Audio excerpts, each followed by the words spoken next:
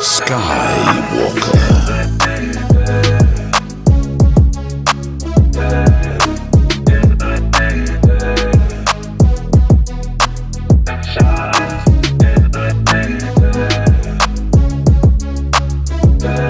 Your voice matters.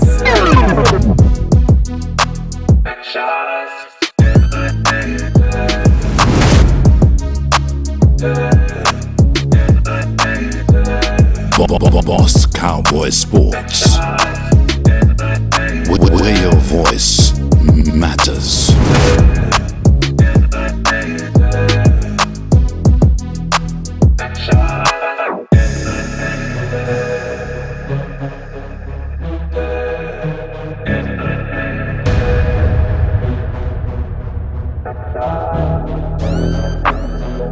Your voice matters.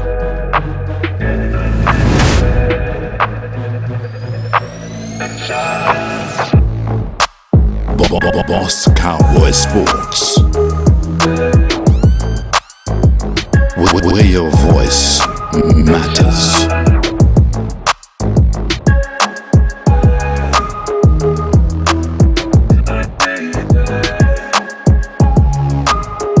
Boss Cowboy.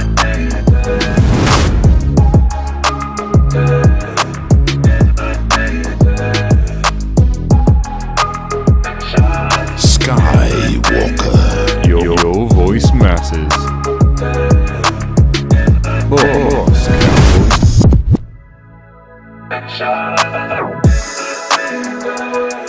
Yeah, we got these boys in the house. Man, we getting ready to talk about this football, man. OC. Your voice matters. Yeah. Yeah, man, let's show some love, man. We got the boys in the building. One more.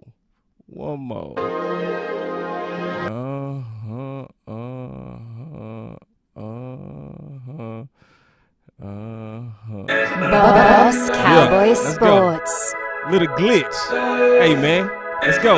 Ain't no big Where deal. your That's voice what we do. matters. Gotta rock it all day long. Back on it. Here we go. Skywalker. John, what's up, man? I see you, my boy. We got the boys in the back. Trust me, they here. The ninja already throwing them super chats, man. Your voice matters. Give us a second, my brother, to catch up. Yeah. My boy say, tell the truth, man. Yeah, we gon' do that. That's in my blood. Boss Cowboy We Sports, got the boys in the back, man. Trust me, they getting ready to where your foul voice some shots. matters. Now, J Tuck, what you got, bro? Yeah, what's going on, Cowboys Nation? How y'all feeling out Skywalker in there? the building. What you got? Chip. Chip. Yes, indeed, man. We gonna talk to you right now. We not gonna even wait. Your voice matters. Man, my boy Keystone, he say, we back. We back. Yeah, we are, boy. Yeah, we are. Boss Cowboy Sports, Let's get it. I'm feeling that. where your voice Hey, matters. that's that DJ in you, Sky. That's that DJ. That is. Cause I'm over here, right? Turn up. I'm like, wait. Let's go to football. Wait. It's showtime. Boss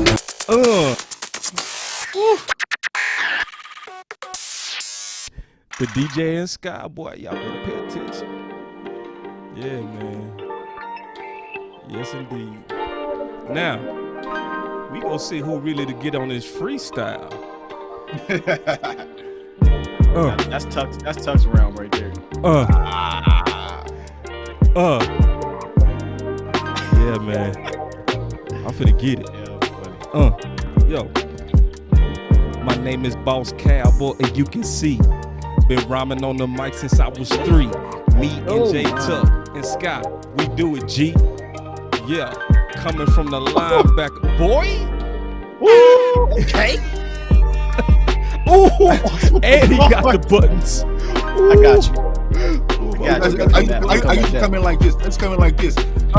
Your nicknames on the block, they call me Champagne Hover. I pull a plain Glock out of a champagne holster. I rips down your campaign poster. When your boy tucks on the mic, say, hey, this is game over. I move that aim over. I shoot your Range Rover if I've been slipping forward. Now let me chill. Oh, hey, yo, time out. Wait a minute. What show you know? Come in with some freestyle bars. Man. Yeah, man. Say Those are high school. love, That's my man. high school. That's my high school, man. Oh, boy, say you got to do another one, bro. You got to do it to this one now. Say the beat done changed, so you got to come on with it now, man. I ain't got it, man. I ain't got it. Man, Sadiq, when we see you, man, thank you for the super chat. Now we gonna have a good show, trust me. I'm excited, man. I got two of the best producers in the game. Oh my God! Straight up, man. I gotta brush my teeth. Gotta make sure my CEVs are on today. I gotta look clear. I'll grab mine, though. I got time. Dropping by the mile out. Come to Little Mill on Man, this y'all gonna be a ride. good show, boy. I promise you. I got excited making this thing, man. And it's gonna go in a different direction. Me and my chick will fall I'm gonna tell y'all right now, anybody that came to see a fight, you probably ain't gonna see it. You might, but we not here to fight. We here for truth. So, that y'all gonna see. We ain't gonna lie to you. We just got y'all to come because we told y'all we was gonna fight. We ain't fighting. Alright, let's show love to these emojis out here, man. We see my boy Spiff in the building. He's throwing it up. Yes, indeed, man. We see the 5 emojis, man. We see DJ in the house. He says, such a equal. Pulling up outside the y'all house. We see Matt. He coming in with that disrespect. He gonna say Tuck and Sky. You better put boss name in that. Yeah, man. Don't skip the building, guys. Oh, we got the OC in the building.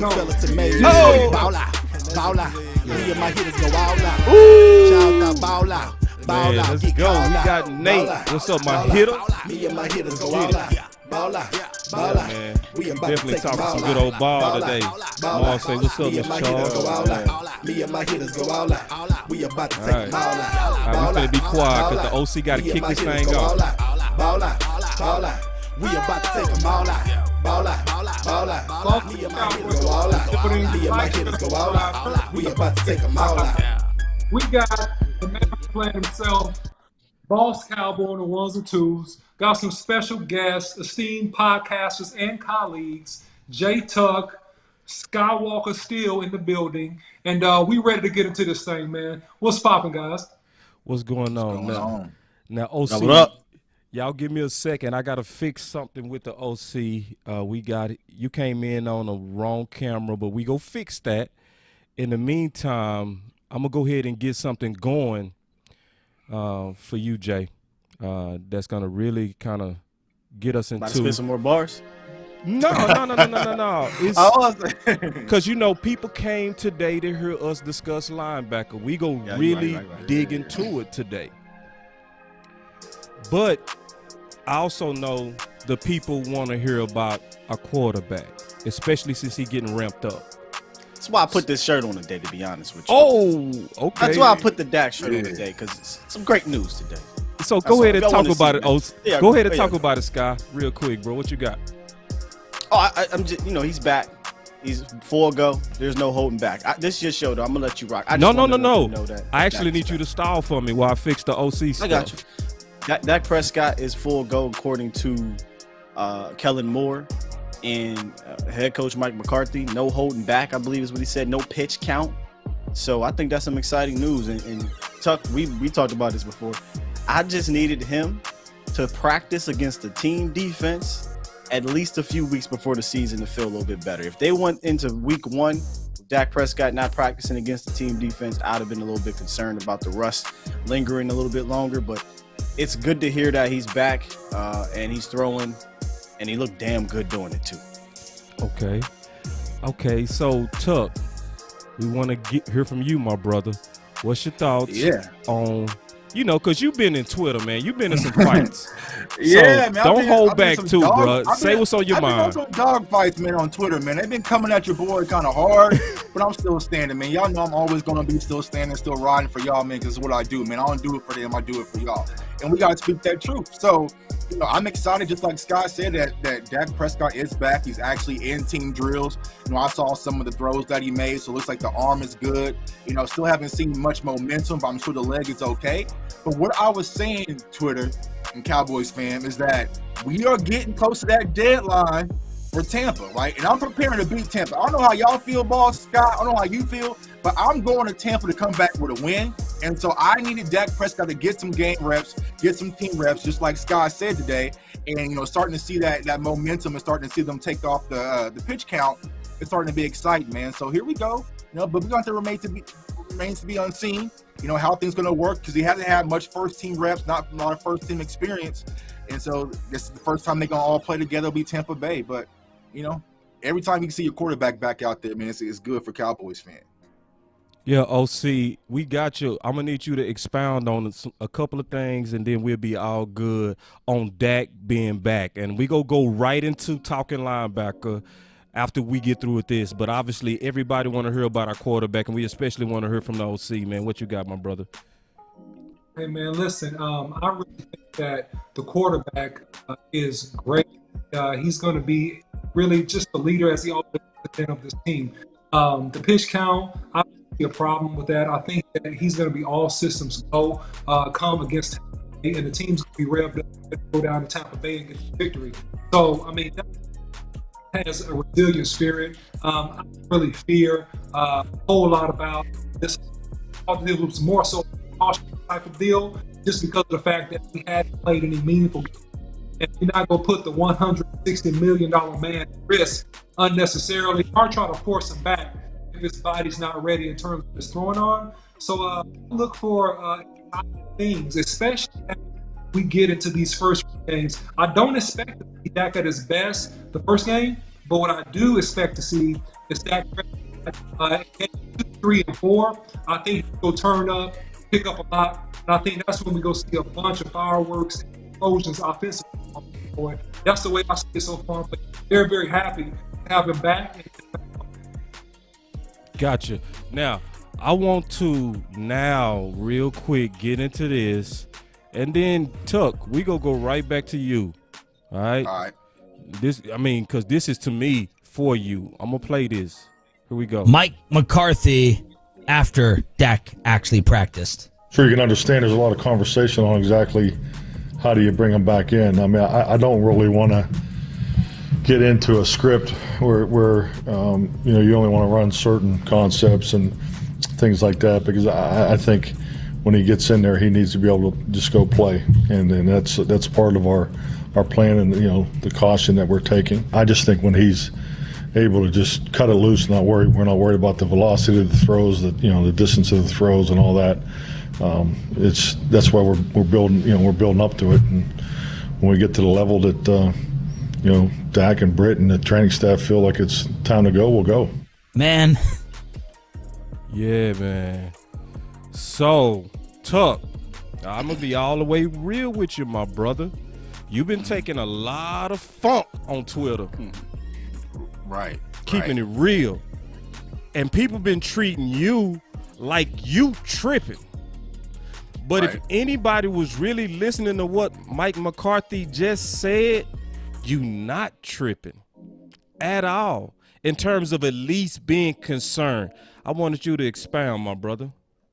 Yeah, I agree. I never said in any magnitude that Dak's going to be out for the season or not play versus Tampa. I believe he's going to be out there. But from Cowboys' standpoint, you got to have some concern, because what Mike McCarthy is really saying in that interview, Dak isn't fully 100%. They're still monitoring this thing. And we got to have the conversation, Cowboys fam. This is a baseball injury. This is uncommon in the NFL. So we don't know if this is going to linger throughout the season, how it's really going to go when we test it out full velocity. So what I was saying is, it's better to kind of know and get a jump start on that right now in the offseason versus getting into the season versus Tampa, and it starts to ail him a little bit. So we definitely going to have to consider it. Now I'm going to ask y'all this question. Do y'all think that Dak Prescott, like he did, last year versus the Rams, is going to come out and throw 40-plus games if need be? Or would they want to pitch count him throughout the game just to make sure they're not stressing this arm anymore? I talked about this before on my show. Sorry, OC. Go ahead, buddy. No, you go. Well, I mentioned this earlier this week. I don't think Dak Prescott's going to allow it, Tuck. I think Dak is now in that Brady, Aaron Rodgers realm. You saw it in on the Hard Knocks episode where he's a made man now. This isn't Dak Prescott rookie guy where Scott Linehan said, don't change the play. I'm not going to change the play. If they go out there and say, we're going to dink and dunk our way through this game, Dak's going to say, excuse me? No, Omaha, kill. We're going to run what we're going to run. That's why McCarthy said what he said. We don't want to go into this game having to reel him in because we know when he gets out there, he's going to let it rip. So let us know when he's good to go so he can just be full, go out there on the practice field so that he can practice the way he's going to play. Because if he's going to practice timid, then he's going to play timid. That just is what it is. But we know that's not Dak Prescott. Yo, man, this thing already got interested. So, I'm OC. You was next. I'm for the go. Go, OC. I don't mind when you breaking up, OC. You breaking up. Can you hear me? Yeah, you breaking up. Try to come out and come in. We'll see if that fix it. And I'll just talk in the meantime. So, real quick on what Sky was saying. Y'all will see what I'm doing right now. So you're already on the train. That's a different story, though. I'm ready to talk about that, boss. my brother. Yeah, I'm with you on that. I think we need to be more balanced. That's different, right? That's a different conversation. Being balanced versus holding Dak back. That's right. Two different things. Yeah. Like, we need Dak to be able to go out there, and if he has to throw the rock 35, 40 times, he can do it with no problem. But you don't go into the game wanting to do that. Not because of an injury, just because you want to be more balanced in general. Right. No doubt. I'm thinking we need to actually go in there with an intention. And I'm going to say this real quick. I want to get your thoughts on this, Sky. So, yeah, everybody remember when Zeke held out. I said the same thing on Lost Show, where what we did strategically is we actually let Zeke ramp up slow, right? And we did that by putting it on Dak. I think we should do the exact same thing right now for Dak with Zeke, to where we go in intentional with a major commitment to running the ball and actually running, just to be honest, a Jason Garrett, Scott Linehan offense. I want to get your thoughts on that. Yeah, I agree with you, especially if we're going to get through week one. Because like I said, my biggest concern is the reps. And I know Dak is a made man. He's a veteran right now, but he hasn't gotten reps, y'all. And like any at game speed, like he didn't have any scrimmages versus the Rams. He didn't have any preseason reps. So if you kind of get in what we have practice tomorrow, Saturday, that's going to be 2 practice. Saturday will probably be a walkthrough. And then you pretty much have next week to prepare for Tampa. He's not going to get in that game action at game speed. So the expect that Dak and this offense is going to jump back out week one and be in rhythm, it's a tall ask for any quarterback. I mean, we saw how disoriented the Chiefs was in their preseason game with Pat Mahomes out there. And so it's going to take a while to get things back to sync. And that's why I believe Ezekiel Elliott, Tony Pollard simplifying the game plan is going to be the key to victory once we get to Tampa. I'm definitely with you. I'm with you there, boss, on that one. Right on. What's your thoughts on that, Scott? Me? Mm-hmm. I think it's still, at the end of the day, the matchup makes the fight. So don't go into the next 3 or 4 games to start the season saying, you know what, we're just going to ram the ball down everybody's throats. First of all, let's not forget Tampa Bay Buccaneers were the best run defense in the NFL in regards to yards per carry, touchdown, rush yards, and rush yards, rush touchdown, everything across the board. They were the best, and it wasn't by mistake. They have really damn good players. So, I mean, I get we want to take it. I don't want to take it slow with Dak, but I get we want to be balanced, but be balanced in different ways. There's ways to attack that Tampa Bay Buccaneers defense in a run game, short passing games, tosses, right, jet sweeps, things like that. But you're just going to, when I think Scott Linehan, I think 3rd and 1 up the middle. Halfback dive, bring the fullback in motion and no ground. You mentioned game plan, Tuck. That's what's going to be key. How does Kellen Moore and Mike McCarthy game plan in this game and not just be? And I'm exaggerating because I think you're exaggerating too, boss. Like you don't want it to be Scott Linehan. Serious. Yes, I do. So you want it to be just line up, fullback, I formation, just run the ball. Y-E-S and Skywalker like to fight. Damn it! I mean, he come in like how you come in my house ready to fight already? Got to see, man. We had no fight since the last time, and you already starting stuff. I ain't gonna even do it with you today, bro. I ain't gonna even do it. We done already had our public fight. We gonna slow it down. We gonna save it for the linebackers. What you got? That's bro? one of those things where it's semantics. We just arguing semantics because I agree. Be balanced. I just don't be predictable. Bro. Exactly, I'm with you on that. Cause Coach Marv, he go come in here. He always say this. He always say you don't have to be vanilla to be committed to the run. Like it's different ways to switch it up. So we always fall for that, Scott. Me and you always fight semantics, and then at the end we say, you know what, we agree. Like we will fight for 30 minutes, and in the end we'll say, goddamn, we were saying the same thing, you know. Right. So, and this is one of those where he was saying balance, I was saying commitment to the run, all of us saying let's keep our eye on this and monitor Dak. Let's talk about what we're here for. OC, let's test you real quick. What you got on that?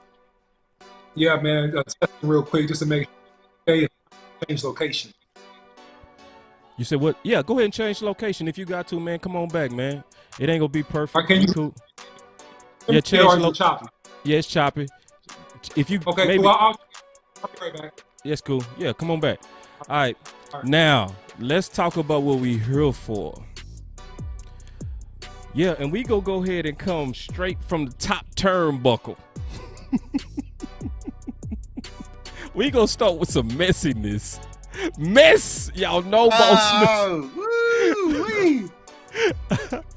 And we gonna start with some mess, man. Y'all know, boss is gonna get this war going, man. We not here to be all nice and friends. We here to talk football. My boy West Coast done put out what some have considered pure blasphemy. He put a side-by-side of Jaylon with Sean Lee's best years, communicating that Jaylon statistically look a little bit better.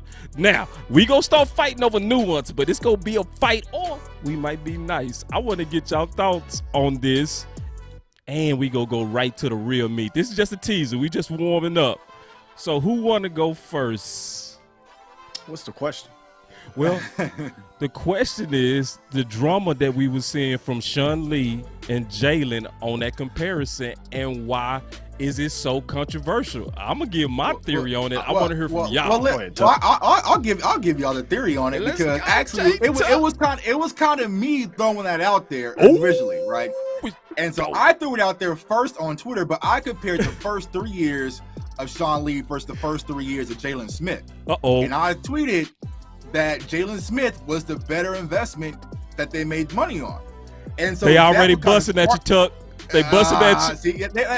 But I'm just saying. Here's the thing, Cowboys Nation. When we have to look at stats, we have to look at stats. We have to look at the full body of work. We cannot pick favorites. And that's what I was trying to figure out.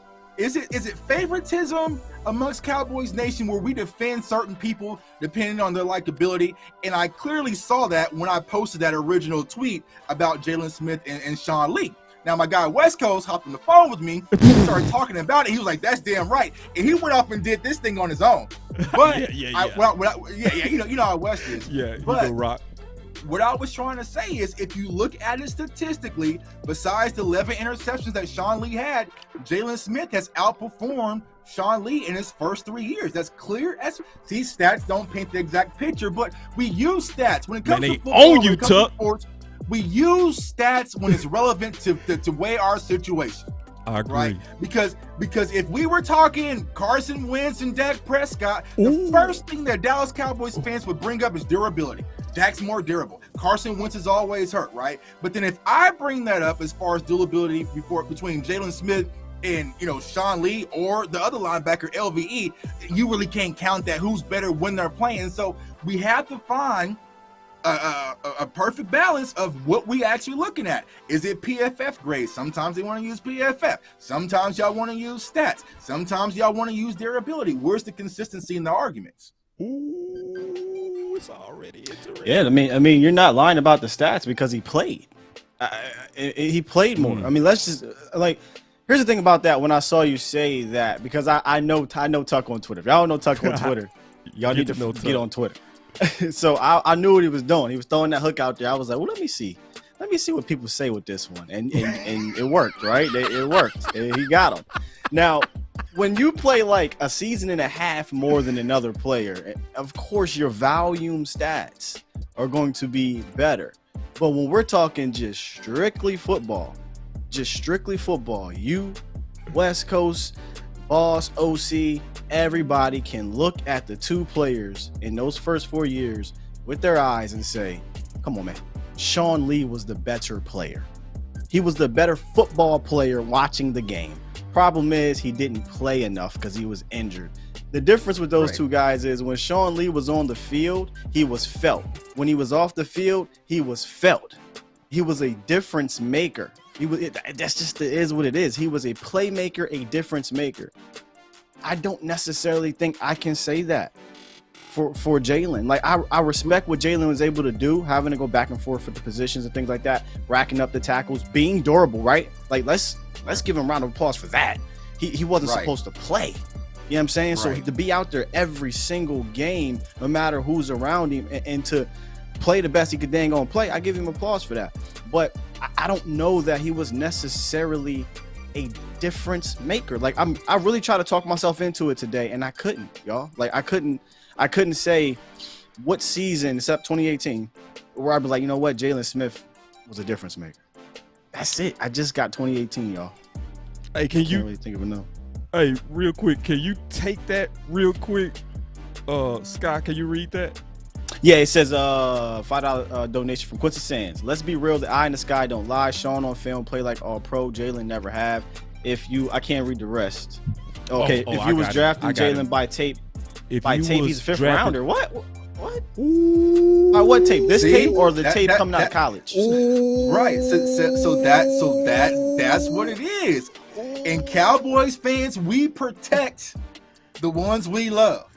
Because here's the thing. That goes both ways. This is a good debate, bro. I knew y'all was going to fight with this game. But I'm not even trying to fight, though. But we fight anyway. It's right. fight. But I'm just saying, if you just look at it, who's a better investment? If I was trying to sell you a car and I say, you know what, Scott, this is a great car when it runs, right? Or I have another car. It's durable. You're going to get a lot out of it, and you get even more production and better mileage. What car are you going to want to invest your money in? You know what's funny? It's funny about the investment you say, Tuck, because you're capping it at 4 years. Remember, Sean Lee played like a decade with the Cowboys. It's not looking like Jaylon's about to play a decade with Dallas. So which investment what my is really conversation was transitioning to, because after the contract, Sean Lee's numbers sloped down drastically, but no one said a word. That's what I was really getting to. His numbers sloped down. He tore his ACL after he got the deal. Hold on, Tuck. I might have cut off Scott. I cut off Scott. Let me get Scott back in. Go, Scott. Go. After both of y'all. Now, I'm trying to go easy on you with Sean Lee. Wait a minute. He said he going easy on you. Because we don't want to talk about after the ACL. After the ACL, there ain't a season in Jaylon's career that can match what Sean Lee did. Not yet. He's not there yet. He's not there yet. But you said after the ACL, Sean Lee's went down. No, he became a Pro Bowler and all pro.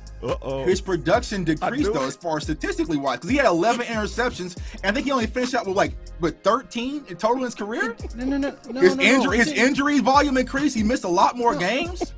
I just don't understand how your production decreases when after the ACL he literally went to the Pro Bowl and became an All Pro the next 2 years. But then when he was not playing, I knew y'all was gonna fight.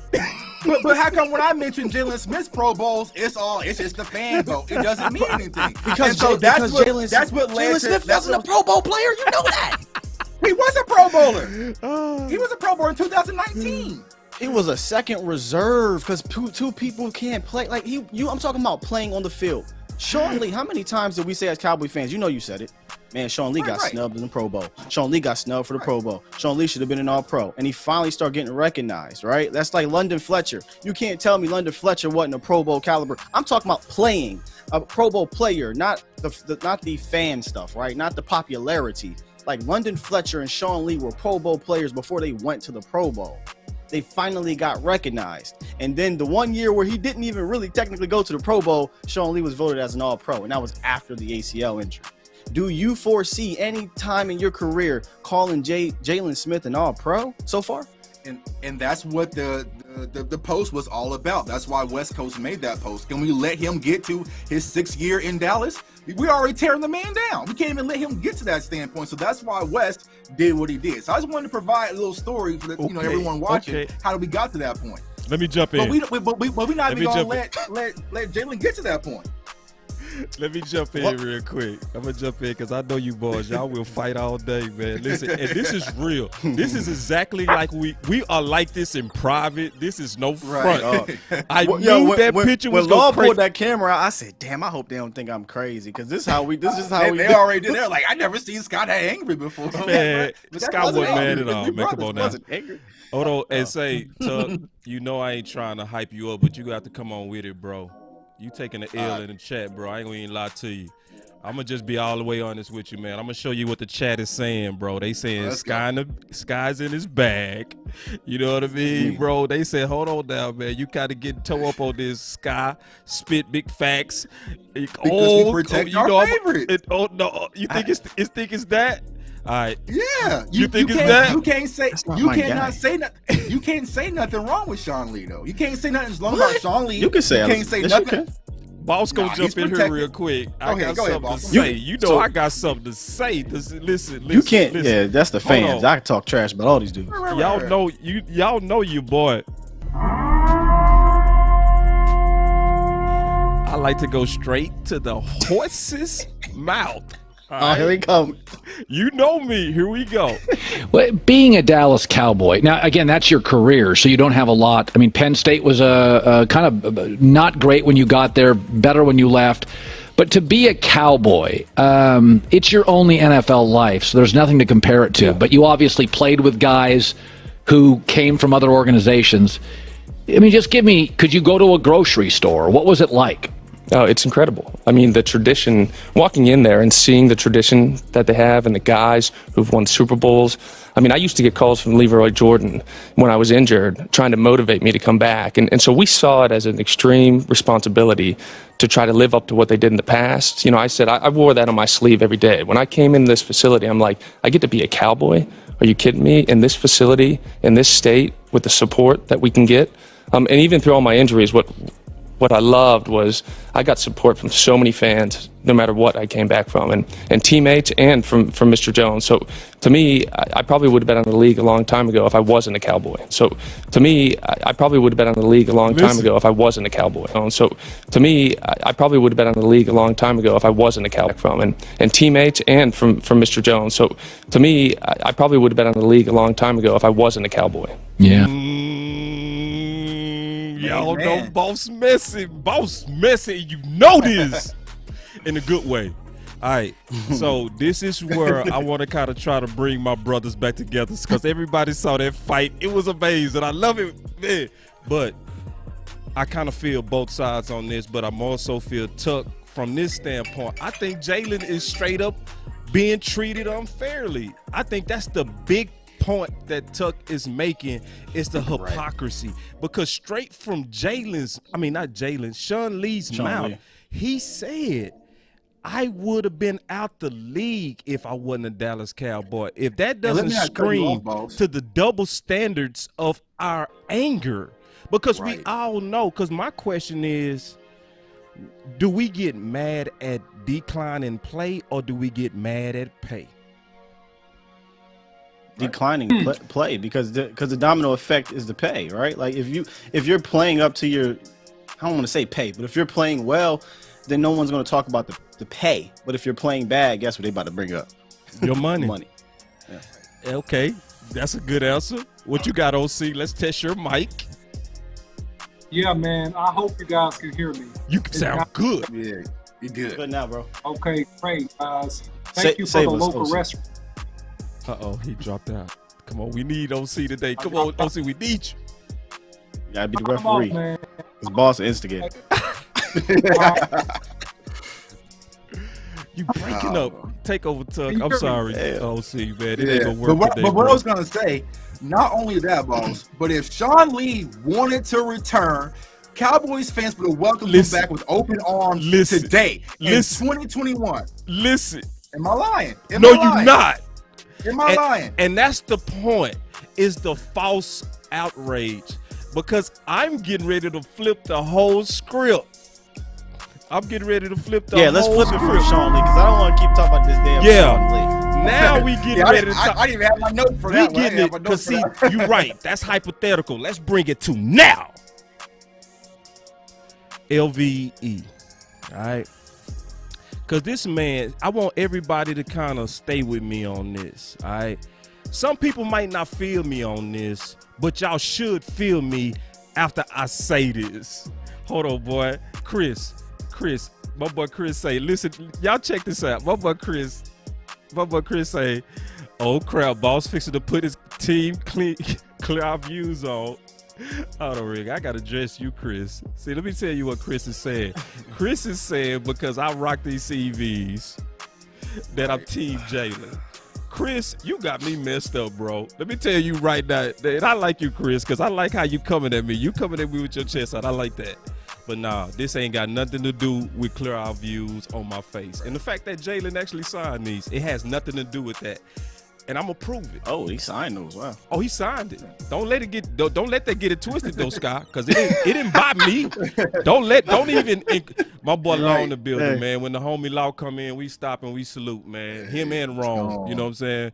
We go say what's up to the homie, man. The big OG, man. He said he's been multiple games that you can name that Sean Lee took over. Can you name the games that? Oh no, Law, you ain't gonna do it today. We gonna do this in a minute though. Law coming and fighting too. But y'all check this out. Yeah, we moving on to current. All right, because I want y'all to feel me. I'm dead serious. I want y'all to feel me. This is what I wrote in the offseason of 2020 in the book Boss Cowboy Guide. All right, to the offseason. So this is before Micah. This is before Cox. This is before all of that.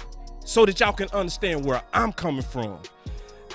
This is exact. I said second team All-Pro linebacker Leighton Vander Esch was drafted in 2018 because of the Dallas Cowboys desperately needing insurance for veteran linebacker Sean Lee. In 2020, veteran Lee is now insurance for Vander Esch. When the insurance for insurance needs insurance, the Dallas Cowboys have to address. Dallas Cowboys have concerns to address. That's how I started the paragraph on my linebackers.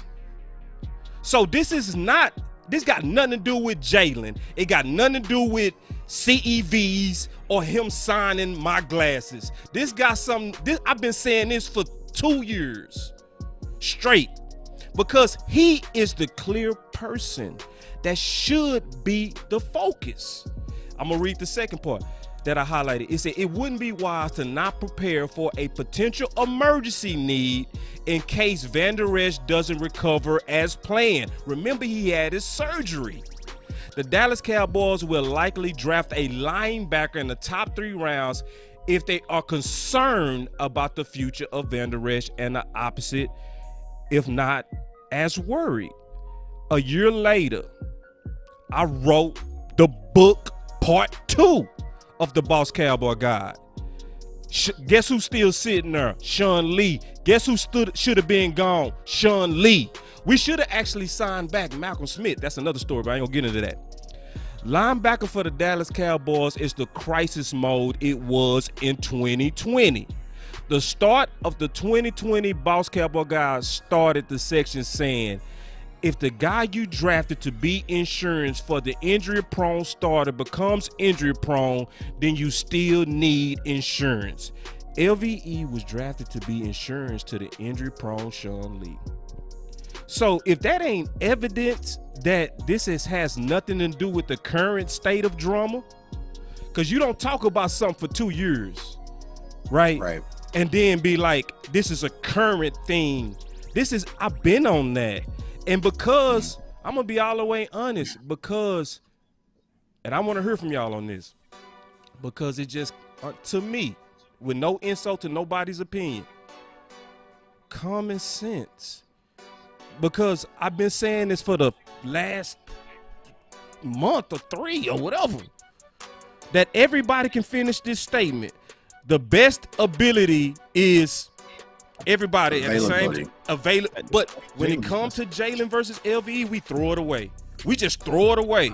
As Zills. Okay, go ahead, Scott. Your turn. No, you shouldn't. I'm just saying you shouldn't throw it away. Right. No. I want you to finish because I don't know where you're leading into. Okay, so basically what I'm saying is the heat that's on Jaylon is honestly, in my opinion, manufactured drama, and I'm gonna prove that too. That is manufactured drama to the fans. I'm not talking to us because I know we think deeper than that. But what's happening is there's a marketing campaign where they're inflating his play. Well, better word, deflating. I'm gonna stop. I've been talking a while. So groupthink is real, right? Yeah, like real. Groupthink is real. Sometimes real. it can be for the good, sometimes it can be for the bad. In this case, it's weird because I am of the thought process that I'm removed from Jaylon Smith and LVE. But I don't want nobody to think it's because I'm a hater or anything like that. I am of the thought process that Jaylon Smith is not as good as a Micah Parsons, or I'd rather see Keanu Neal get the nickel reps. Like, I'm good with those two guys playing majority of this. I'm of that ilk, but again, I'm not about to bash the dude. I just have to, we have to talk about it because it's being talked about, right? So what can happen is when us and the media, we are all kind of in an agreement in a way. Even Jay Tuck and even you, boss, y'all both agree. All right, listen, we got our young bucks here for the future. That's that, and we can leave it at that. But the fans won't. So if number 9 is out there, it's gonna be, oh, he shouldn't play, sucks, blah blah blah blah blah. I'm not about to do all that. Right. You know what I mean? I'm just not. So when you get enough of the people to do that, it'll snowball. And it can be tough to separate as a content creator because now it feels like you're being pit against one or the other. I'm not trying to be in either of those camps, fam. I can say that, to my opinion, Jaylon Smith is not as good of a player as he was, and that I'm ready to move on without saying this guy sucks, I hate him, and do what people say on Twitter. It's kind of wild, but that's just my thought on the whole Jaylon thing, and why everybody seems to keep piling on, because it's kind of groupthink. Ooh, and I agree, Sky. And the one thing I've been saying, they both should be the targets. Both of them. Why is it just the aims are just on Jaylon? Like, if you're wanting to get rid of somebody next year, and let's be honest, the Dallas Cowboys already told us who their best investment was, because they put the money on Jaylon and they didn't on LVE. So that should tell you everything right there, that it still remains to be unseen when it comes to Van Der Esch. And so, but like you said, it's just this whole mob mentality when it comes to Jaylon. But you also got to think about this from this standpoint. Yes, Micah Parsons is going to be great. I like what I've seen through Keanu O'Neal and also Jabril Cox. Those are 3 linebackers who have never played a down as a linebacker in an NFL regular season game. We are not about to bet the farm on them right now. So we want some stability as far as your depth is concerned. So why are we trying to rid house and go right back to the same scenario that we had last year when we had lack of linebacker depth? Boy, you preaching. No. Why can't you rely on those guys if they're better players? Who was the linebacker last year in the NFL? Out of all 3 of them. And So wait. you Y'all saying not gonna start fighting again. Y'all not finna start this again. Because I got too much content to get to let y'all start fighting again. Let's move on real quick. Just real quick. I'm just saying we just gotta wait. I'm not saying get rid of Jaylon. I'm just saying if I'm gonna rely on those top 3, I'm good with that. Why?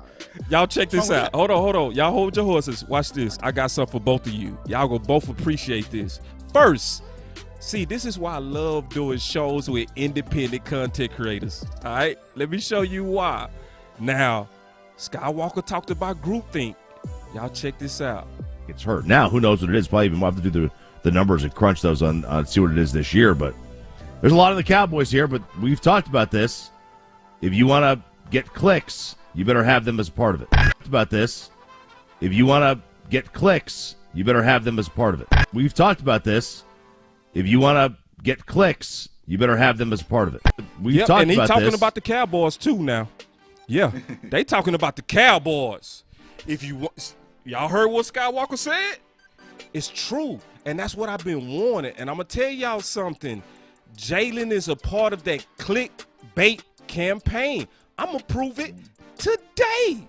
I want y'all to just listen to this. Just listen, and we gonna talk about it. We gonna just talk about it from content creators. We gonna just kick our feet back and just peep the game on what's being played on our fans. Y'all watch this. Y'all watch this, man. Listen to this. This is crazy. Trip me out. Person on the hot seat, Jaylon Smith. Here is the write-up. Smith led the Cowboys in tackles the past 2 years, did not make many impactful plays. His $7 million base salary is guaranteed for this year, but his playing time is not. Cowboys know they need to get Micah on the field a ton. Van Der Esch has had a productive training camp and is back at his preferred weak side spot. Keanu O'Neal has performed well. All of it could leave Jaylon out in the cold. If Smith does not regain his form of a few seasons ago, this could be his last year with the Cowboys. And I would go ahead and agree with that. NFL.com, potential trade candidates. Number 1 listed on there, Jaylon Smith. So he's number 1. Listed number 1. Are you out your mind? Now listen to this one. All these different websites right now are trying to come up with last-minute trade ideas. Hold on. Here we go. Ideas for people who are disappointing in training camp, for needs that have opened up right before the season starts. NFL.com and CBS both focusing on one guy, number 9. Yep. Jaylon Smith to the Raiders. And in return, they get an offensive tackle, Brandon Parker, and a late-round draft pick. That is the trade proposal for from CBS Sports when it comes to Jaylon Smith. Obviously, they've got Micah and Jabril and Keanu and Leighton Van Der Esch. That is a risky thing for me, though. You would basically be saying... And this is what Jerry said the other day when you asked him about Jaylon on the depth chart. All he did was talk about depth and bodies there. Yeah. I mean, let's be fair. Do you want 3 guys who have never taken a snap at the linebacker position in the NFL? Like Keanu's been a safety his whole career, right? And then an injury-prone Leighton Van Der Esch. Oh, I said that. And Jabril. Right, he's never taken a snap either, right? He's a rookie, too. Okay. So he's one of the 3, Jabril, Micah, and Keanu. Yep. And then Leighton. Do you want that, or do you want to have a guy, I mean, that is a risk. It is a huge risk. Cutting him, get that out of your mind. Someone wrote us an article and tweeted it the other day. You'd eat $9 million in dead money. If you trade him, the dead money is 2.5. Yeah, you get $7 million in savings. So, in net savings. But we also need Tyron insurance. Yep. No, that's interesting. Because if Tyron goes down, our season usually goes down with it. But, man, all that inexperience and injury at linebacker that you'd be left with. Hold on real quick. See, hold on. Okay. Y'all didn't listen to that segment. Like, yeah, I didn't. I promise you, I listened to that segment. Whoa. but they're stating the obvious. Why would you do that trade? Like, that's stupid. Thank you. That's a stupid trade. Very. They didn't have to even go that long on that. That's dumb. And nobody on this panel is saying cut Jaylon Smith. No. Or trade Jaylon Smith for something that doesn't make sense. If you're going to trade Jaylon Smith, right? Right, but if you're going to trade Jaylon Smith and I get back maybe another linebacker in return plus something of need, then sure. But I'm not. It's too late. It's too late, fam. Like it's too late, and I don't think anybody in the NFL is going to make that trade to give up anything significant. So all this is exactly to bring it all back is clickbait. It's clickbait. You're not trading Jaylon Smith, man. It's just I guess y'all ain't got nothing to talk about. Yes, he's the hot. Because think about it. Who just 2 months ago? Who was the hot topic button? Boss man fat. Every boss man fat. All in the headlines. All in the headlines. But where we are right now today, Jaylon Smith. If you want to get popping, you want to get your views, you want to get your tweets hot, say Jaylon Smith in that title, man. It's gonna pop for you, bro. So that's just where we're at. Keep the depth. You know what I'm saying? It's good to have rotation. Me personally, I don't care who gets it done, but Jaylon Smith and also LVE is going to be a part of this foundation for the defense because you've got to keep them in-house because there's still a lot of unknowns with our 3 linebackers that everyone's in love with right now. It's hurt now. Who knows what it is? Probably even we'll have to do the numbers and crunch those on see what it is this year. But there's a lot of the Cowboys here, but we've talked about this. If you want to get clicks, you better have them as part of it. Yep. They told you to your face, J Tuck. You better. See, that's a special type of media pimping where you could tell somebody what you doing to them and still do it. Right. And that's the whole point that I'm making. And that is, and I'm with Scott. I'm with you, Tuck, on Jaylon is not as good as people say, and he's surely not as bad. Correct. Right. It's what they said. If you want clicks, you better talk about them Cowboys. So I wanted to break this down, bro. CBS and NFL.com said Jaylon was the #1 trade candidate for a swing tackle. Scott, go ahead. I see you, your feelings. Go ahead. Talk us off a cliff, Scott. I ain't gonna talk you off a cliff. I'm just gonna throw more gasoline on this fire of ridiculousness. I mean, not trading him for a swing tackle. You can literally get a listen. If the swing tackle is available, I guarantee you that he ain't that good, right? Like Scott. They wouldn't just dangle, hey, we have this valuable swing tackle out here in a league that doesn't have a lot of good offensive linemen. You can have them. Let's give me Jaylon Smith. So I'm not falling for that bait. That's a Bill Belichick trade right there. Hey, let me tell you something. I'm telling you, there's something good with this guy, and you get a guy like Jaylon and use him in a way that he can help. So, no, I'm not doing that. Like, no. So, of course, if you're going to trade Jaylon, the package has to be, in my opinion, I'm greedy. I said this to a guy the other day. I'm a greedy person when it comes to football. Like, I want the best of everything when it comes back. So if I'm trading Jaylon, I want a starter, or I want a contributor, or a gang of draft picks. That's just me. If not, cool. I'm good with this linebacker depth. It's very well put together. It's nice to add, because last year that was my hugest concern. That was my red flag, was the linebacker depth, right? Because we had Jaylon, we knew injury-prone Sean Lee, injury-prone LVE, and then you get into Francis Bernard, you know what I'm saying, and it falls off a cliff, which it actually did in the season. So to be able to have this depth at the linebacker position is critical. Let's let it all unfold first. Let's see it first, y'all. And then we can kind of go from there. But a lot of people don't want to, man. They're already out on Jaylon. And I even asked this on Twitter months ago. I said, what can Jaylon Smith do to win y'all back? Nothing. Stop celebrating. Nothing. Can't. Get faster. And I was just like, he can't do nothing? If he became an all, no, get rid of him. And so it's just this personal vendetta versus Jaylon. And, but all I've been asking for fans, especially from us as content and media, tell both sides of the story, and then we can formulate a decision from there. So they're not doing that. And see, this is what I want to say real quick. We had a clown come on when me and OC was live, and he say, you should listen to only Dallas.com, and you should only listen to the professionals because they have the experts. They don't, Law. Now, I want y'all to know that CBS and NFL.com ranked Jaylon as the #1 trade candidate for a swing tackle. They named the swing tackle. Guess where he is graded? Last. To Sky's point. Sky saw right through it. This should be a showcase of why y'all should only follow us. For real. Because we not gonna lie to you. We go tell you the truth. This is why you should follow independent content creators that have the freedom to be independent. You know what I mean? Because CBS and NFL.com, just like they said on The Fan, is for clickbait. And they're going to continue to use Dallas, and they're playing with our emotions with Jaylon. Right. Now, I want to still talk about some football. We're going to talk about some football now. Now we finna talk about some real football. All right? I hope y'all ready. Let me set this up real quick. Yeah. Cause I got one more. Cause I know Sky gotta go. So I'm gonna get a. No, I can hang. I can hang for a little You bit. can hang. Let's no. I'm saying set an hour, but I said an hour when we got on. So that's still got some time.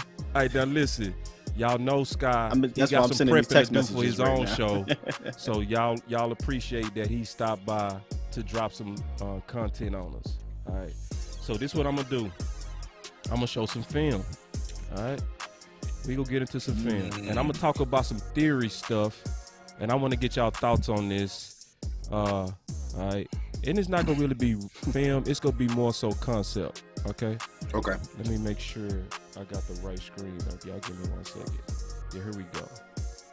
All right. So I want to kind of go through this. This is the Rams' first drive. All right. So I want to kind of showcase something. Y'all can see my mouse. So my mouse is showing that's a tight end. That's a tight end. That's one back. So that's obviously 12 personnel. Okay. So if you look at how we countered it as if we didn't believe in our personnel. And I'm going to explain why. Because you have 2 tight ends out here with only 2 receivers. But the matchup is Awuzie, Brown, and Diggs. That is a nickel package versus a 12 personnel, which really don't make sense. So this is what I'm going to say, and I mean this. This is showing me that they didn't have faith even last year in LVE's and Jaylon's or the other linebackers' crew coverage, or you wouldn't have put a nickel out there versus 12. So I do have a solution. And we can get into the film, but we're not going to do that right now. We're just talking concept right now. I got a real solution because Skywalker and I believe we got caught up in semantics on this before.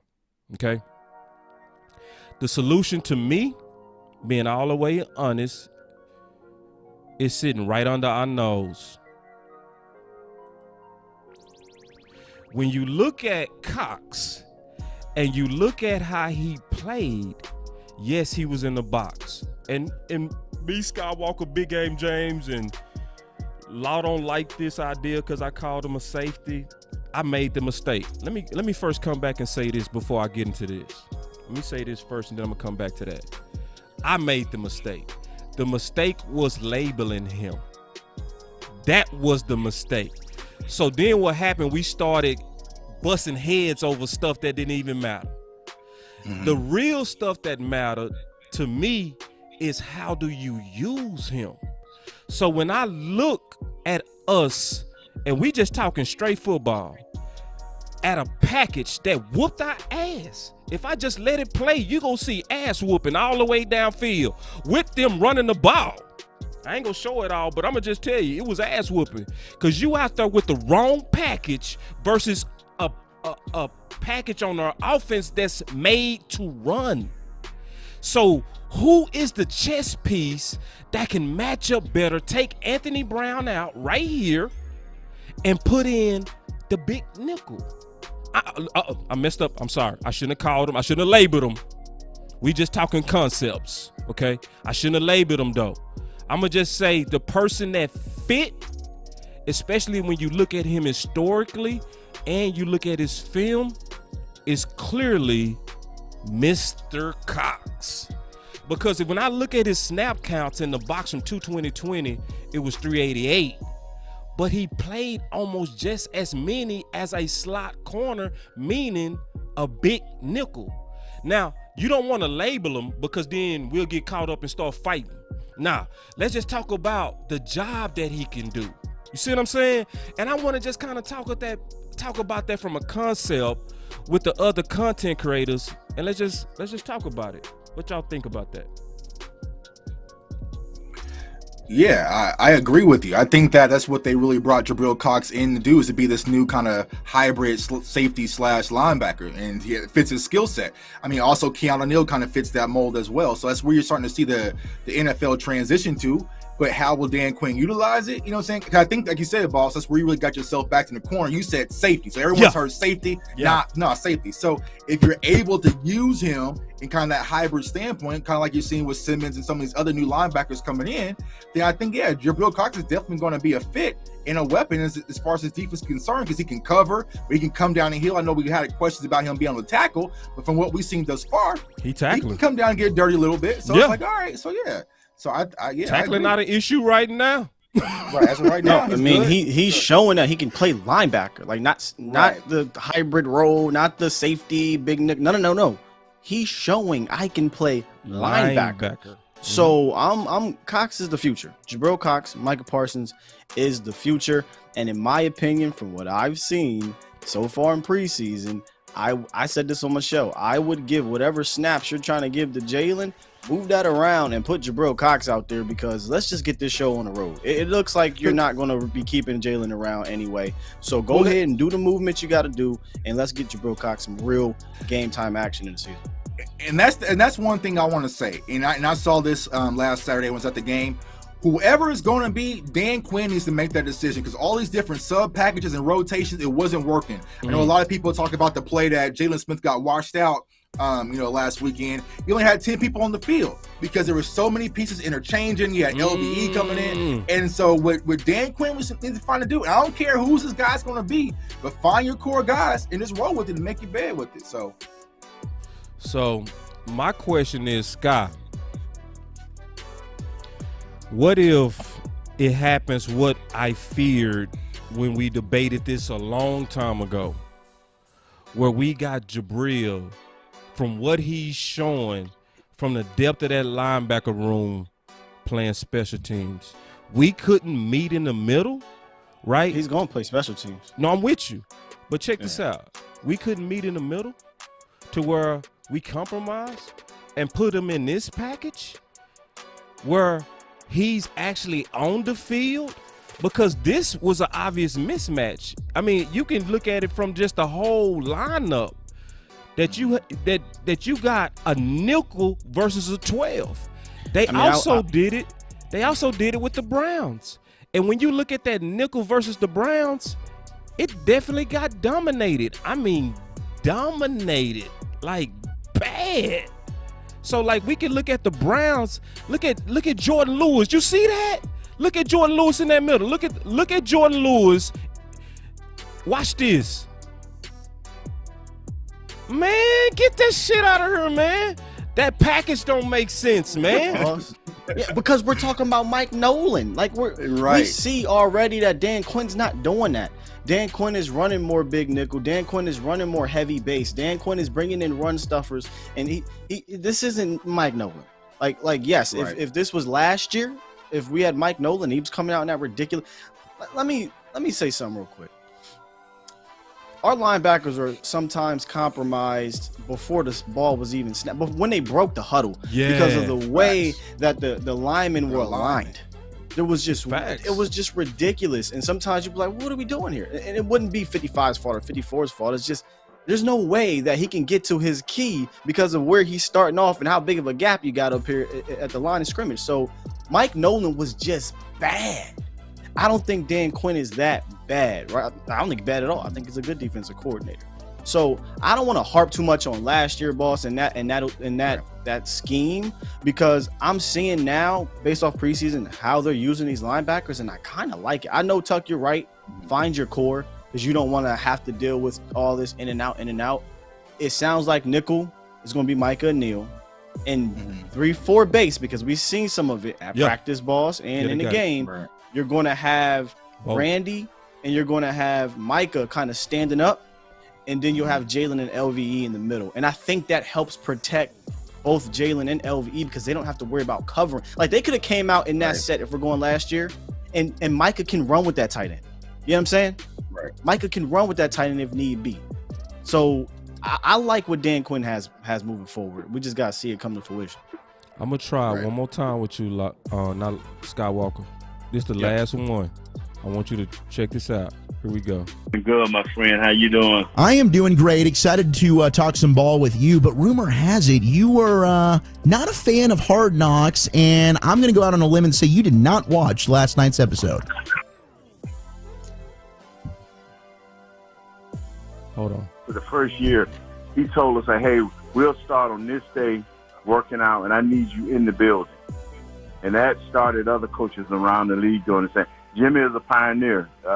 All the NTV stuff that you see that the Cowboys do, Jimmy started all of that. Jimmy a sharp cat, man. He's a very sharp cat, and him and Mr. Jones are working well together to, those super egos got in the way. One of your other former teammates is probably the next Cowboy that I think fans are and the media alike are really going to push to be the next Cowboy in line to get in, and that would be Darren Woodson. If the Hall of Fame were to call and say, Nate, tell us why Darren Woodson deserves to be enshrined into Canton, Ohio in the Pro Football Hall of Fame, what would you tell them? He was the first safety ever to come down and play the slot position. He was the first safety ever to come down and play the slot position and revolutionize that right there. No other guy to that point. Darren would come right out of he could play box safety extraordinarily well. He was the deep safety extraordinary. Darren Woodson probably ran a 4.2, 4.3 40. And this guy was fast, very athletic, probably about 6 foot, 6'1", 230 pounds, ultimate athlete, man. Smart. I can't believe we're lined still up on everybody's this front and back. Don't you do it, Scott. Don't you do it. The most important thing, man. No, it's not. We got actual film showing that he's playing what linebacker. We're talking about safety. No, we not. See, I knew you was gonna get fouled for it. He was the ultimate warrior. He was the last. Turn this off because we're tripping. Yeah, because I don't understand what's first team happening. all You do pro. understand. Talk about Let's safety talk about coming this. down in the slot. What are we going with this? Because Scott, there's a way to make room for him now without calling him linebacker, safety, nickel, any of that. The question is, what can he do? I don't want to name him because every time we name him, we start fighting. I ain't trying to name him. Yeah, but you can't say that and then play a excerpt of Nate Newton talking about a safety coming down in the slot, and then start showing his picture as he says safety in the slot. But see, no. See, but check this out, Sky. Because this man has done it at a high level. He is not like the other linebackers. Those other linebackers cannot cover like him. Period. That's where he's strong. Now what he's showing, he can also tackle. Because I saw somebody say in the chat, I thought people said he couldn't tackle. He couldn't tackle at LSU. Okay? And North Dakota State. It was bad at both of them. He is playing better now. But for people who was judging what he put on tape at LSU, it was bad tackling. But that's not neither here nor there. My thing is what I don't want. I don't want this man just on special teams. So what I've been trying to do creatively, especially not even looking at Mike Nolan's D, but looking at the various packages from Quinn, is you can create a package to put that man on the field and wean him up. Sure. I don't think anyone's disagreeing with that. Okay, we on the same page. In my opinion, I want to see Jabril Cox, Micah Parsons, Keanu Neal are my linebackers moving forward. I can care less about Jaylon Smith and LVE. Jabril Cox, Micah Parsons, and Keanu Neal are my linebackers moving forward. And I would love to see them get as much play as they can, but I doubt that's going to happen because this is the Dallas Cowboys. And I'm not going to disrespect LVE right now. He's healthy right now and he's playing well, so he's going to get his shot. But I mean, it is what it is at this point. Let me ask you a question. You and J Tug. The younger linebackers Are you for them because you think they fit Quinn better? Because to me, they do, and they also fit the history of Quinn better. I want to get y'all. I want to make sure I'm on the same page with you, Sky, and you, Tuck, with your three that you want going forward. Go ahead, Tuck. Go ahead, Sky. So you're asking. Go ahead, Sky. Yeah. I pretty much said that when we hired Dan Quinn in January, boss. Right. I said when Dan Quinn was hired, I went back and said Jaylon Smith and LV is not his type of linebackers. That's true. They're not. I had no idea what we were going to do. This was before Cox. This was before Neal. This is before Micah Parsons. Ever since that, I think that's been proven correct. That he's got a type and he got his guys, and LVE and Jaylon aren't it. Yeah, I agree with Scott. I mean, he brought Keanu Neal in and converted him for a reason. So he knows the type of mold that he wanted. And, he likes athletic linebackers that can do a lot, versatility. But I feel like with this scheme, Jaylon Smith and LVE is going to play a lot better than what we've seen in the past, especially last year. So, like I said, it's going to be really hard to kind of see how the rotation works. But I agree with Scott. If you're going to think who's the core guys, it's going to be Parsons, Neal. I don't know, man. I have to say Cox. I mean, yeah. But there's still a lot of question marks and unknown with those three. Because if we get out there versus Tampa and Leonard Fournette starts going crazy, everybody gonna like, get them out of there. They can't tap. You know what I'm saying? So it's like, let's see it all unfold. Oh, you get ready for that, Tuck. It's ready for happen. any of those dudes. Any of those dudes make a misplay. Twitter's going to melt down. That's just Dallas. Right. It's going to be a meltdown. So we got to kind of see how it unfolds. But if I'm just looking at it right now, I would go in. My three core linebackers should be Cox, Neal, and Micah Parsons. Micah Parsons not leaving the field, period. And then you go between Neal and Cox. Yeah. Okay, so I would disagree in the beginning, where I would start the season with the guys who've been playing linebacker in the league. Right. Okay. It's almost like what they go likely do with Jimmy Garoppolo and I forgot the quarterback in San Fran. Y'all know what I'm talking about. They go definitely start off with Jimmy, but if Jimmy busts a grape, he out of there. You know what I mean? And I want those guys to get used to the game speed. You got to go out there with Micah because he's just so freaky. But it does scare me, and they raised that point too, which I agreed with, that if you start with those youngsters, right, you dealing with a lot of uncertainty. You dealing with guys who never played in the NFL. So I do agree that Jaylon and LVE don't fit Quinn's historic linebacker. Trey Lance, thank you. Right. Thank you, Brian. Yeah, I think they should play this out like most teams play out quarterbacks, where we got like they did Mahomes. Mahomes was sitting in the wings, right? But Alex Smith was the big brother, giving him the tutelage to get ready for the game, because they got the experience and they also playing for contract and they have the incentives. I would not start them now, but I would create roles for them to take it later. And it's Tom Brady too. Tom Brady. What you mean? Quarterback. I understand that it's totally different. It's the hardest position to transition into in the league, right? Quarterback. So I can hear both sides of that argument. Yeah. Linebacker. If the player is better, I don't give a damn if he hasn't played the snap. It's not, in my opinion, it's not something that's so cerebral like quarterback. You know what I'm saying? You just see ball, hit ball, go. Right? Know your keys and go. It's not rocket science. So if he's better, play him. Whereas Trey Lance may be better than Jimmy Garoppolo, but because of the speed of the game, right? Because he hasn't seen certain stuff, right? It's happening so fast for him that he look one way and throw it's an interception because it looked differently in college, and the speed is just different on offense, right? But linebacker is linebacker. Well, you got some big old balls, Sky. Boy, Sky, like, rip off the Band-Aid, start them balls. Yeah, it's going young. If they're better. If they're better. And I'm just being completely honest, fam. Right. Go for it. Keanu Neal was looking really good. He looked good with the pass come on. Good. He turned up with the pass come on. So, but I'm still a little afraid.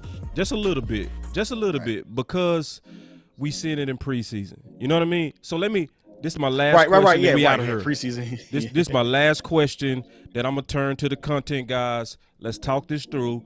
And listen, y'all, if y'all liking this conversation, because I know people thought we was go fight. No, this is about a discussion, talking it out. Yeah. Now, sometimes fights come with that, but that's not the spirit of what you're dealing with us. So I want to kind of walk through with you, J Tuck, and you, Skywalker. What would be the process, like when you say when they're better? What would tell y'all they're better? When would you see it, and how would you see it? I'm gonna start with you, J Tuck, and then you, Skywalker. We'll give you the final words on that. Yeah, I think when you're really going to know if they're prepared for it is the film, the eye in the sky, as someone said in the chat. It doesn't lie. So you'll be able to sit back and watch the film. You'll be able to see, is the defense in sync as far as the play call is concerned? Is there consistency? Because like I was asking Scott earlier, like if you go out with this young core, like who's going to be having the green dot, right? Is it going to be Micah Parsons, making the play calls as far as the decisions concerned for defense? So, it's going to be, you have to sit back and watch it. Me personally, if I'm with you, boss, going against Tom Brady opening night, I would rather have at least one of those core guys, whether it's Jaylon or LVE, out there who's going to live through these type of situations. Yeah. There's going to be Thursday night football. Emotions going to be running high, fireworks, cannons, Man. all sorts of stuff going on. You know what I'm saying? Hold on. And Tuck, hold on real quick. Tuck. Boy, Tuck, you painted that picture, boy. Thursday night. Yeah. You want that on them rookies? Hell no. It's just because that's what my whole conversation, not only with the linebackers, with the corners. Like I wouldn't want to toss this whole rookie corners out there. That's versus the Tom one Brady. I'm worried about. I ain't worried about these linebackers. I'm worried about them damn corners, y'all. But that's where I'm at with it. So I mean, you have to see it unfold. Me personally, I'm gonna have Parsons out there. I might have Neal out there, but I might have either LVE or Jaylon being that third linebacker. Sky, final words. Now, what was your question? Because you had an interesting question. Yeah. So I was saying, to your thought, the linebackers that's making the plays, let's not treat this like quarterback and act like we got to disciple them like Jesus did his 12. We ain't got to do all that, right? Let's, where they walk with them for a minute before they was ready. No. You were saying, which is a good case, I'm not going to fight common sense, that, man, if they making plays, rip the band that off. But I'm saying how we go see it, and when will we know, and how would you process them to be able to see it? I think it's one of those tough decisions you just have to make as an organization, right? Like they did this before the season. Now, kind of by default because of injuries with Dak Prescott, right? You saw it in preseason. There was no questioning it. If Dak Prescott went out in preseason, and again, here I am talking about quarterback, right? No. I get it, though. But if Dak Prescott went out there and looked like Garrett Gilbert, guess what Dallas would have been doing? Beep, beep, beep, beep, beep. Hey, Nick Foles, you think you can get you up in here? But he didn't. He went out there and he played well. So all we have is A, practice, and B, the games. Unfortunately for Jabril Cox, all he really has is the games. And I understand he's playing against backups, but what I'm saying, I'm like, listen, let's just do this. Let's just move forward, and you're just going to have a Sean Lee situation on your hands, a Tyrone Crawford situation on your hands, where you have a veteran getting paid a hefty amount of money, but he's still there for the young players and less work, right?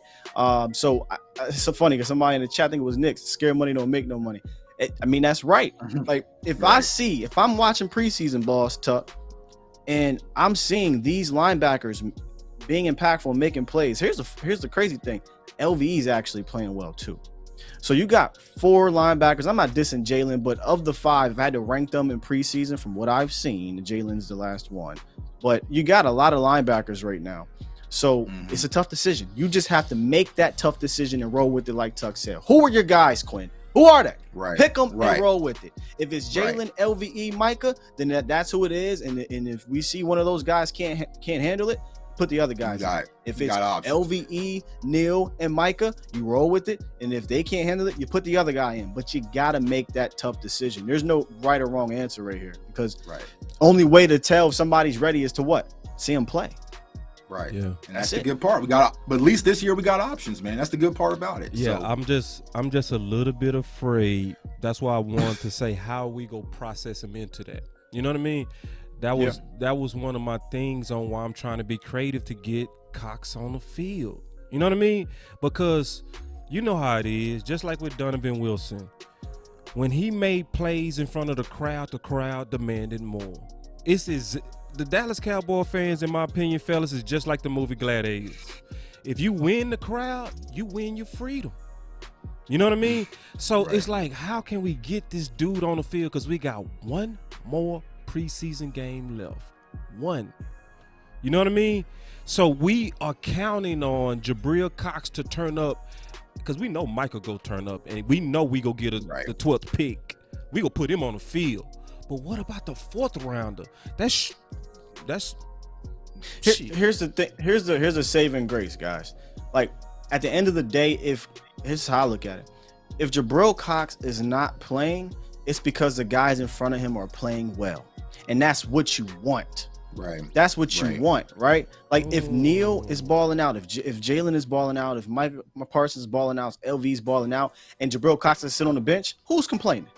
Let me devil's advocate. Well, you know who's devil's complaining, advocate. You know how we do, Scott. I'm a devil. This the last one I promise, because he got to go. He got to prep for a show. We gonna respect his time because he giving us overtime right now. I'm enjoying it, man. It's awesome. What if they? Because this happens. What if you kind of Crawford style? You got to in the middle, right? And the guy that's behind you can step in and take it to the next level. Then you have to you have to make that decision. Yeah. You have to put him in there. If it the goes guy to ripping off Band-Aids. Right, and having yeah, faith in the young guys. That's basically what you're saying. I'm with you. Yeah, if you're looking out there and LVE is just looking bad, right? Or I'm not gonna say bad, because obviously, let's say par. LVE, middle. right? You like, man, I feel like we can get more out of so and so. Right. Then you make that decision. But like I said, man, the hope here is that Jabril Cox is not playing because of the guys in front of him are playing well. If that was the difference between this situation at linebacker and safety. We literally saw Darian Thompson be bad for multiple weeks, and they continued to roll him out there. Right. It wasn't until week 3 or 4 where they finally said, yo, what are we doing here? Throw Donovan Wilson in. If we see some of these linebackers playing bad for multiple weeks, and they don't put Jabril Cox in there, then nothing has changed. But I just got this feeling Quinn ain't about that life. if you ain't playing, hell, he'll know before you get in. If you ain't playing up to par, so-and-so's coming in. I don't know about that, because Anthony Brown's still out there. But for the most part, I feel you. For the most part, I do feel you. You know, here's the problem. Brown hasn't played bad. Huh? What? That's the problem. Huh? He hasn't played. He has not. Scott, you're not gonna start no fight with me on the way out. No, I'm not talking about his. I'm not talking about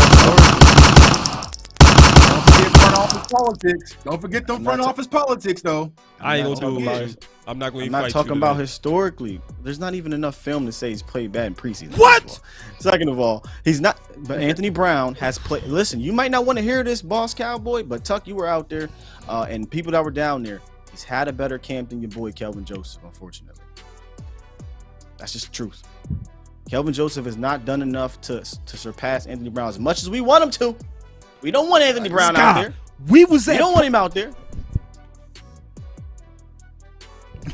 Sky, we was at practice, me and you. You talking about the same practice that Kelvin Joseph got mossed and had 2 deep balls caught on him? No, we talking about the same practice that Anthony Brown got mossed and had 3 feet of separation. We not talking. We talking about the same practice because Boss Man Fat did not look good. Because only me and you saw it. I ain't gonna even. We can't even debate this because this is. And we already said this before. We said this when we sat down for lunch. It's amazing that 2 people can watch the same game and see something totally different. You thought Boss Man Fat had a good practice that practice? Man, yes. What? Yes.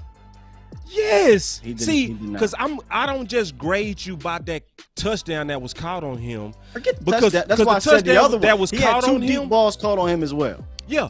And but this is ridiculous. I'm but not about to fight this. No, you can't say it's ridiculous. You can't say it's ridiculous because it's true what I'm saying. Because my original point is being dismissed now. No, it's not.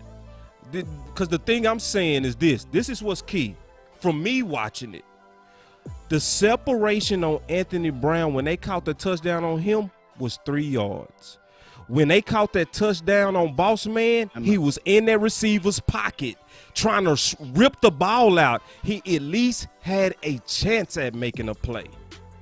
You rocking with Anthony Brown?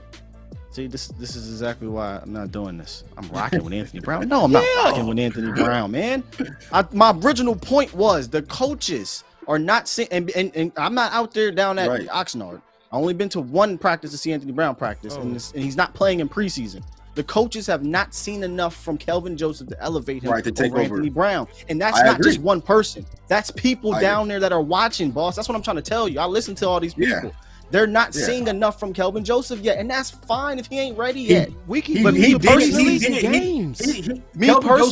I'm ready to rip the Band-Aid off there as well. That's all I'm saying. This ain't me. Don't be trying to say I'm rocking with AB. Hell no. You are rocking with AB. The fact that you said that you will put him over Joseph's. I'm talking about that practice. Okay. I'm not talking about totality. Okay. You scared the shit out of me. Don't be doing that, bro. How many times I gotta say?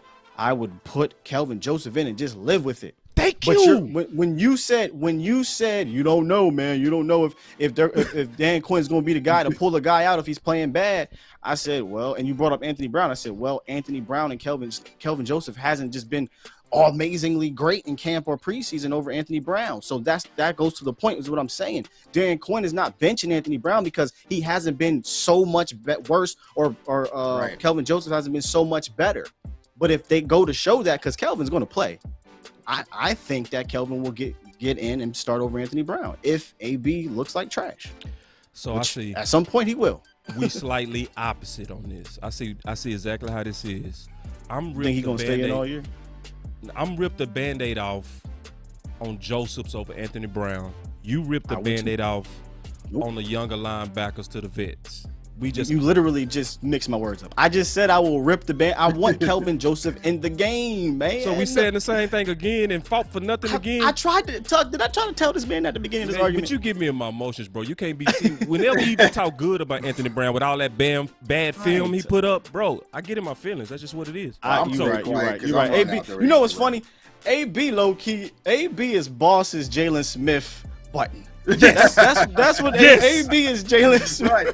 That's what Ball trying. You trying to point the weapons at Anthony Brown, man, on some Magneto stuff, man. Put the game over there on Anthony Brown, man. Listen, if you say good, clear views, and then AB like 10 sentences later, what? Nah, listen, AB's not it at all. Cool. Give me Kelvin Joseph. I've been ready to rip the Band-Aid off. We got to stop that, bro. We fight too much while saying the same shit. Because we listen to details. We listen to details. Yeah. And you know. And we passionate. It happens. You know, when you passionate about this team, we go sometimes get enough feelings. It's all good. All right. So listen, man, that was Jay Tuck. That was your boy Skywalker. I enjoyed it. I loved it. You know what I mean? Please tell everybody where they can find you, of course. We gonna start with you, Jay Tuck. Yeah, I want to say this. I would have been one of those fans that would have welcomed Sean Lee back this year. So what? Oh goddamn, bro! Hey, I love Sean Lee, bro. But I'm just saying. I can't do it. And I also got more LVE jerseys than Jaylon. But that's not the fact, man. Follow your boy Jay Tuck on Twitter. That's because my college number was 55. So I was going to rip them packages off the back and put my number. Yeah. JTuck151 on Twitter, man. I appreciate all the support. CowboysFansOnly.com. Please, no. Hold on, wait till you finish, bro. Wait till you finish. Bro, I give it the sound effects on me, man. Cuz, man, you talk about taking back Sean Lee. Don't do that to me, bro. You and Skywalker giving me stress. It was so bad last year. I can't wait till Sean Lee get back, man. I thought that was going to make a difference, man. I was hoping for anything to change this defense last year, man. Oh, man. But yeah, JTuck151 on Twitter, man. Follow me on Twitter. Cowboys Fans Only, the YouTube channel, and CowboysFansOnly.com, man. I appreciate y'all, my guys, man. Like I said, some of the best in the business to do it, man. Support the real, always speak the truth, man. So salute to all of y'all. Absolutely. And Skywalker. Hey man, follow me on Twitter. I'm very engaging on there at Skywalker still, and check out my morning shows. It'll be Monday through Fridays during the season on A to Z Sports Dallas, y'all. Just come on in, man. It's a good way to start your Cowboys day. You can call into the show, and then later on in the day, you can get Boss Cowboy, you get Jay Tuck, you get all the content creators. So I feel like in the morning, I'm starting it off for everybody. You know what I'm saying? So I feel like I got to hold this mantle down, right? I got to hold it down for the Cowboys Nation, the Cowboys community, because we got a dope ass community. And, yeah, we do. To be on, you know what I mean, to do this type of stuff with them is man. dope. So we appreciate the support, and this is definitely not the last time we get together and fuss. Let's do it. And we agreed a lot. And I would say this. I would say this, fussing, man. I know you do, boy. That boy, I tell you, that boy come ready to fight. I tell you this though, it's a privilege to be with some of the best producers in the game. You know, it really does. Like to not Appreciate just producers. Y'all put the graphics on it, but more importantly, y'all have the substance. What's the use of having lipstick if you're still a pig? Y'all, you know what I mean? No, that's not my guys. The guys that we dealing with, they are top in the substance they bring. They're also top as hell in the quality of content that they bring. I really am privileged to know them. I really am privileged to do work with them, and I'm glad that they took time out their day to bless us all with just good content about the linebackers.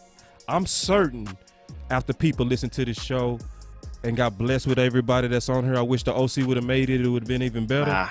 Yeah, it would have been tight with the OC.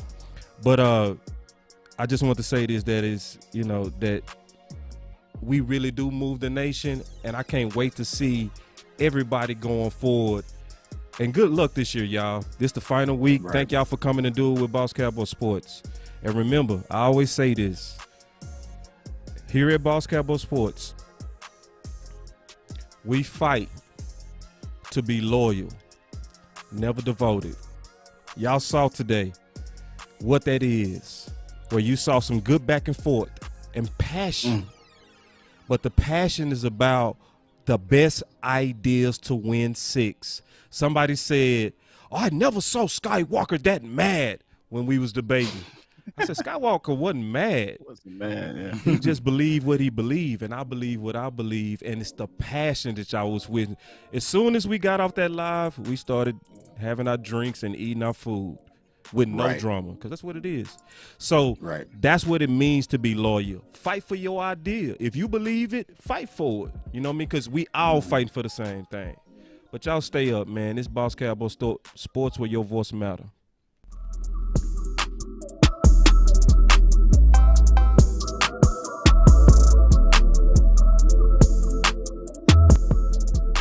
Boss Cowboy Sports, where your voice matters.